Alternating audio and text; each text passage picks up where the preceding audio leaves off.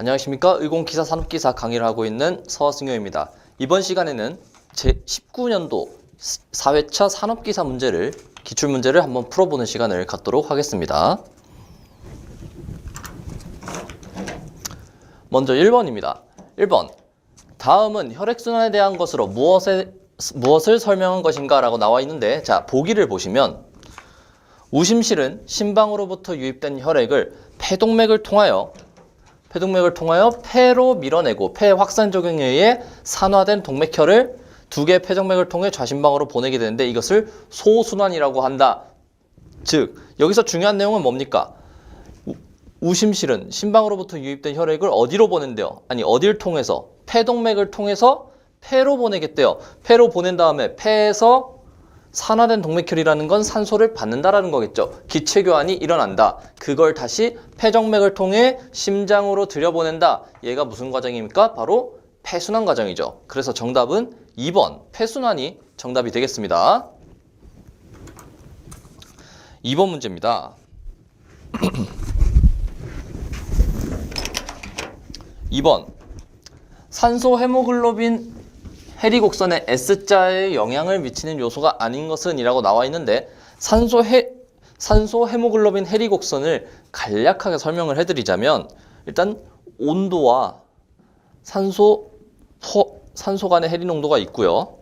그 다음에 pH와 산소 간의 해리 농도가 있고, 그 다음 이산화탄소와 산소 헤모글로빈 간의 해리곡선이 있습니다. 그러니까 그 산소 해리곡선이 있어요. 여기 해리곡선이라는 말이 포함이 된 겁니다.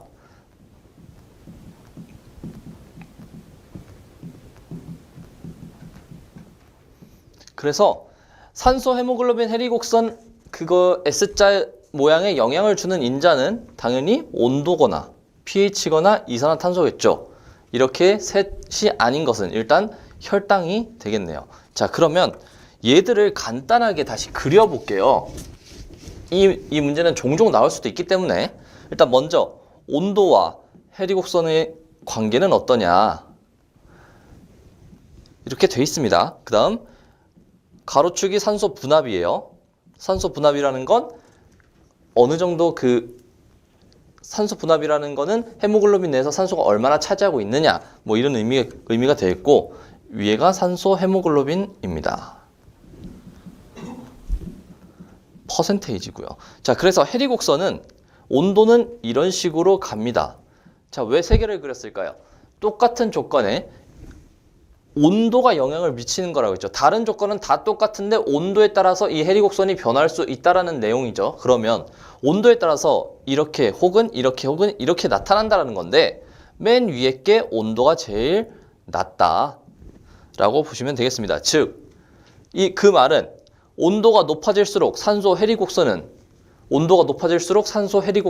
우측으로 이동한다라고 알아두시면 되겠네요. 자, 마찬가지로 이번에 pH와의 관계를 보시겠습니다. 다 똑같이 이렇게 생겼어요. 여긴 똑같아요. 모양도 똑같습니다. 자, pH와 산소 헤모글로빈, 아니 해리곡선이라고 쓸게요. 그냥 pH와 해리곡선의 관계는 어떠냐? 얘가 가장 pH가 큽니다. 자, pH 농도가 크다라는 건 무슨 의미냐면 산성보다는 염기성에 가깝다라고 생각을 하시면 되겠습니다. 뭐 물론 큰 차이는 아니에요. 얘가 뭐 대략적으로 7.64 정도 되고요. 이 정도가 뭐 7.47? 그러니까 그 그래프에 나와 있는 기준점이 그렇게 생각하시면 돼요. 뭐 그렇게 되겠지만 어찌됐든 pH가 낮아질수록 어떻게 됩니까? 산소 해리곡선이 우측으로 이동하죠. 그래서 pH는 낮아질수록, 온도는 어땠다 아까? pH는 낮아질수록 또, 자, 마지막입니다. 이산화탄소와 산소 해리곡선은 CO2라고 쓸게요. 자, 이산화탄소와 산소 해리곡선, 이산화탄소 분압과 산소 해리곡선과의 관계는 어떠느냐? 이쪽이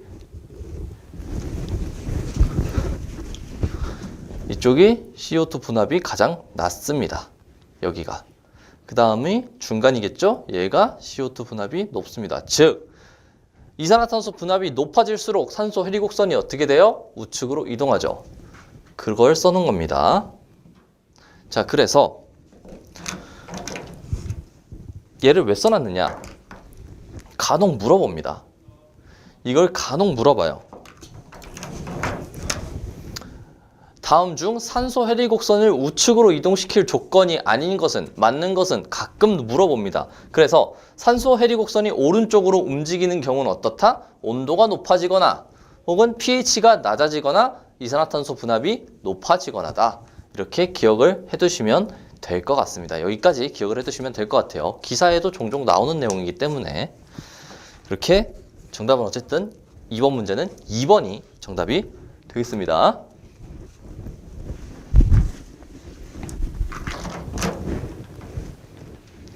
다음 3번.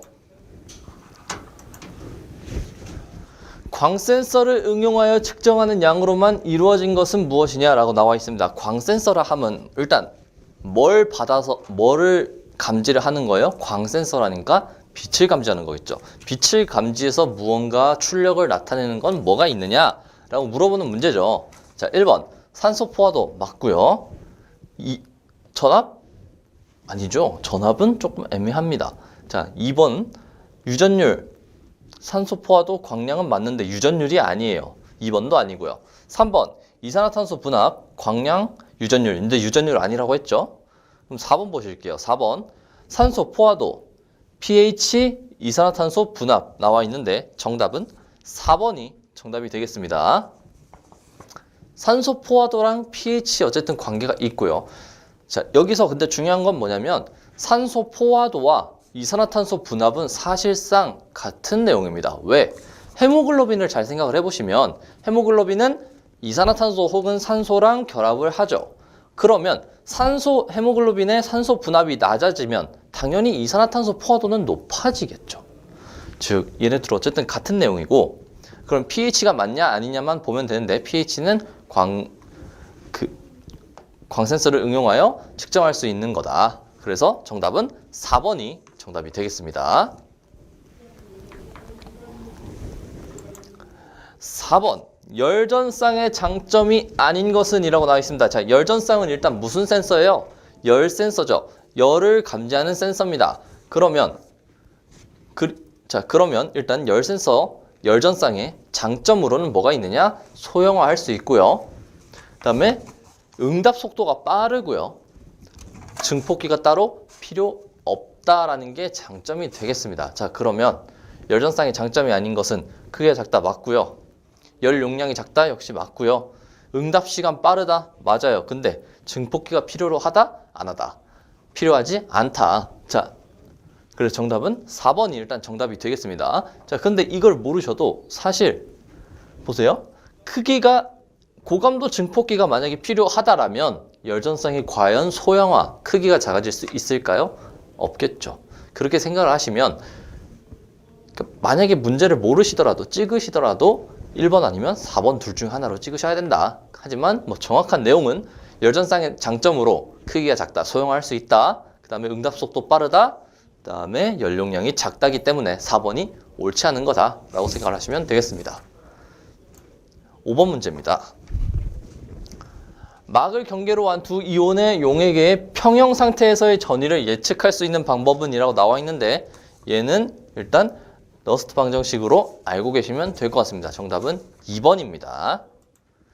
6번 센서에서 입력과 출력 신호를 쉽게 비교하기 위해서는 입력과 출력 신호 사이에 어떤 특성이 있어야 되느냐라고 나와 있습니다. 이 말이 무슨 뜻이냐?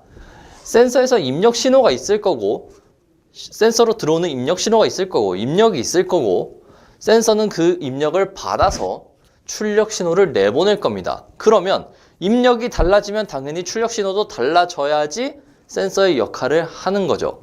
즉 입력과 출력과의 관계식이라는 게 존재하느냐? 얘가 무슨 특성이다? 직선성 특성이 있어야 된다. 그래서 센서의 작동 범위는 직선성이 나타나는 범위라는 정의까지 있죠. 그래서 센서에서 입력과 출력 신호를 쉽게 비교하기 위해서는 입력과 출력 사이에 선형성 혹은 직선성이라고 말하는 성질이 있어야 된다. 정답은 1번이 정답이 되겠습니다. 7번입니다. 다음 괄호 안에 알맞은 말은 무엇이냐라고 나와 있습니다. 자, 뭐는 대뇌 피질에 있는 수많은 뇌신경세포의 활동 전이를 까지만 보고도 여러분은 뇌를 얘기하네, 뇌에서 나오는 전이를 얘기하네. 정답 몇 번이겠어요? 4번 뇌전도가 정답이 되겠습니다. 8번입니다.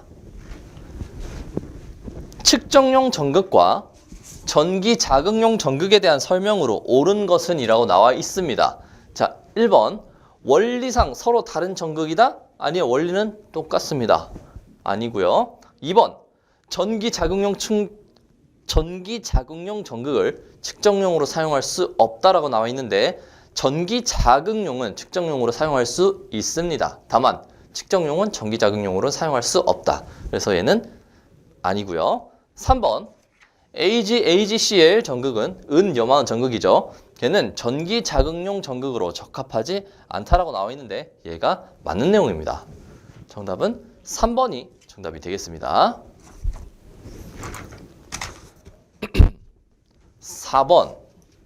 9번. 신체 혈관 중 총 단면적이 가장 넓은 것은 무엇이냐? 라고 나와 있는데 신체 혈관 중에서 단면적에 관한 그 대소 관계는 어떻게 됐느냐? 모세혈관, 정맥, 동맥순이었습니다. 자, 그러면 정답은 3번이 정답이 되겠습니다. 10번. 신경세포에 대한 설명으로 틀린 것은 이라고 나와 있는데 자, 신경세포를 간단하게 그려보자면 일단 핵을 가지고 있는 신경세포체가 이렇게 있습니다. 그리고 자극을 받아들이는 수상돌기라는 게 있어요. 그 다음 자극을 받아들였으면 자극을 다시 내보내서 전달을 해야 되겠죠. 그런 부분이 이렇게 축삭돌기라고 있습니다. 이 축삭돌기는 이런 수초가 있고 없고에 따라서 유수초 섬유냐 무수초 섬유냐로 나뉠 수 있고요. 이 수초, 이 절연 물질인 수초를 뭐라고 하느냐? 미엘린 수초라고 한다. 자, 그럼 보시겠습니다. 1번, 신경세포의 중심 부분은 세포체이다. 신경세포에서 중심 부분이라고 하면 핵을 가지고 있는 부분을 얘기하는 거고요. 핵을 가지고 있는 부분은 신경세포체 맞고요. 2번, 축삭을 싸고 있는 절연물질은 미엘린이다. 미엘린 수초다. 맞는 내용입니다. 3번, 하나의 신경세포는 3개 이상의 축삭을 가지고 있다. 얘가 틀린 내용이 되겠습니다. 정답은 그래서 3번이 정답이 되겠습니다.